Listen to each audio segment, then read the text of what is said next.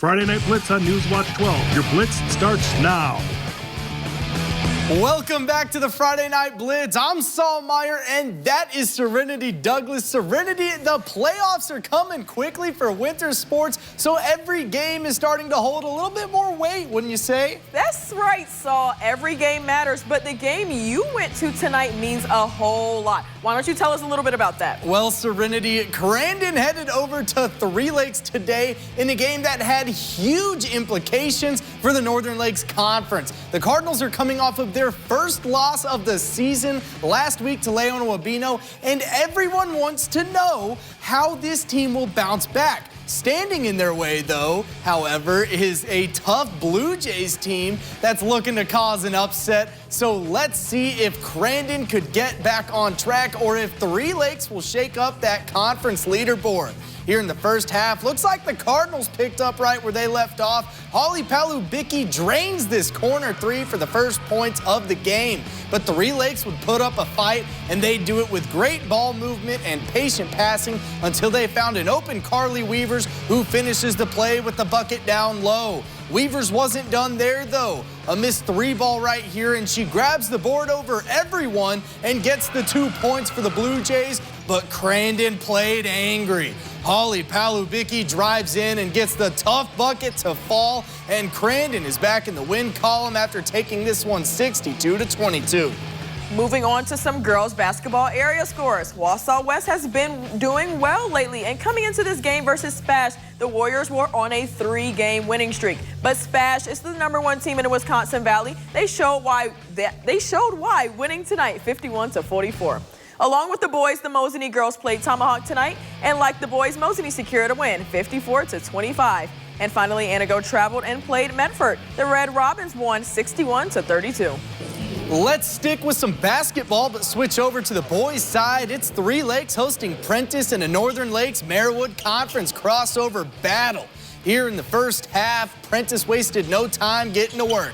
Right from the opening tip, they find the team's leading scorer, Ashton Makovsky, who gets the tough bucket down low for the first points of the game, but the Blue Jays responded. Toby Volkman pulls up from deep, making it look easy, and Three Lakes is right back in it. Later that half, Volkman misses a free throw, but that's okay because 2 points is better than 1, and Jared Coppin is able to corral the miss and get the 2. And Serenity, you know what's better than 2 points? 71 points. And that's all Three Lakes needed to pull out the win, 71-60. Sticking in the North Lakes, but moving over to Crandon. Cardinals hosting Abbotsford. Great start for Crandon in this game. Excellent ball movement leads to a corner three from Devin Hedson. It's number 3 for 3. Cardinals forcing Abbotsford to take a timeout as they start the game on an 8-0 run. But the Falcon defense would step up, especially down low. Adam Diedrich swallows up this shot attempt, but the Cards would keep their foot on the gas. Check out this pass from Jackson Keepers. Finds Cruz Kalinsky with the bounce pass. Lays it up for a bucket. Crandon wins this game 85-68. Now moving down the road, change of plans for the Elko Hornets as they're now facing Lakeland Union's JV team tonight. Pardon the pun, but the Hornets defense was swarming early on.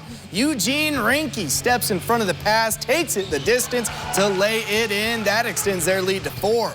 A little while later, the ball ends up on the floor. Both teams scramble for it, with John Slowick would be the one to grab a hold of it and then fire a dime down the court to Keegan Klingler for the deuce. Hornets up big, and they would go on to win big 63-35. What a great bunch of games we just saw tonight, Serenity, but we're not done yet. That's right, Saul. We talked a lot about the Northern Lakes Conference, and coming up after the break, we'll recap the great Northern Conference games. Friday Night Blitz brought to you by Trackside Sales and Service and Menke Buick GMC Mazda. Welcome back to the Friday Night Blitz. I'm Saul Meyer, and this is Serenity Douglas. We already covered some great Northern Lakes Conference hoops action. Now it's time to switch it up. That's right, Saul. Let's dig into some great Northern Conference boys hoops action. Starting it off, we've got Tomahawk hosting Mosinee. The Hatches are still looking for their first conference win of the season, but Mosinee needs this win too. They have a chance to slip into a tie for second place in the Great Northern Conference if they win tonight and Northern Pines loses their matchup at Rhinelander. Mosinee traveled to Tomahawk for their second matchup of the year. Starting in the first half, it's already up 4-19. Mosinee up. Assist to Garrett Shoup. He'll score a nice three-pointer, making it 25-4. Gavin Palmer trying to get closer. He'll step back and make the jumper. Hatchet now at 6. Keegan Jersley scrambles but gains control to take it down court and scores a layup for Mosinee. Assist to Landon Thalmer, who'll score another Mosinee layup. Then it's Keegan again, showing athleticism.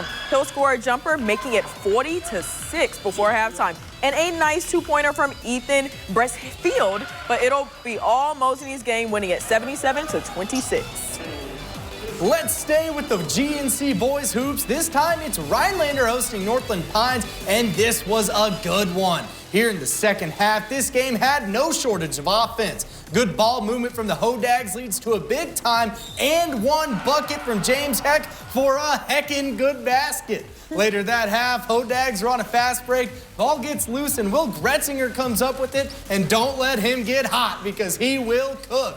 He pulls up for mid-range and gets the jumper for 2.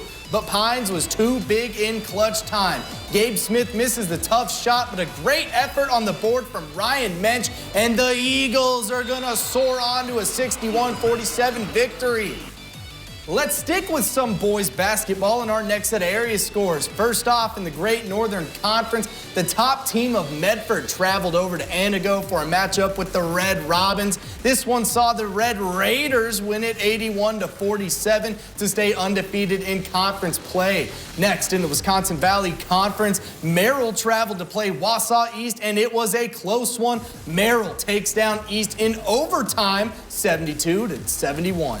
All right, let's head to the ice where Shawano Co-op faced off with Tomahawk at the Sarah Park Arena. In the first period, Bo Stromberg and Patrick Sampson passing it back and forth, but it'll be Stromberg who hits it to the back of the net to score the first points for the Tomahawk Hatchets. Then Tomahawk's Austin Lamer trying to score, but it'll be blocked by Shawano's goalie. Shawano's Blake Nope trying to score, and it'll also be blocked. And finally, it's Tomahawk's Austin Lamer with another goal attempt, and this time he'll get it real easy. This game was full of action. We unfortunately don't have a score yet, but make sure to check our website and the social for the final.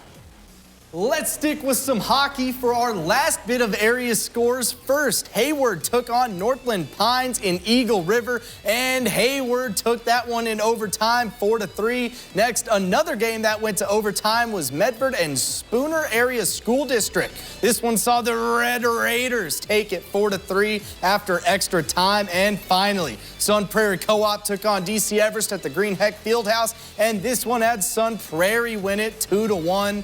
What a great bunch of games we got to see tonight, Serenity. A lot of high-quality hoops and hockey going on tonight. That's right, Saul, and they're only going to get better with postseason coming up soon. That's right, Serenity. It's coming up in a couple of weeks. The leaderboards at the conference are really starting to get as tight as ever. It's really anybody's game. You know, no team is a definite win anymore.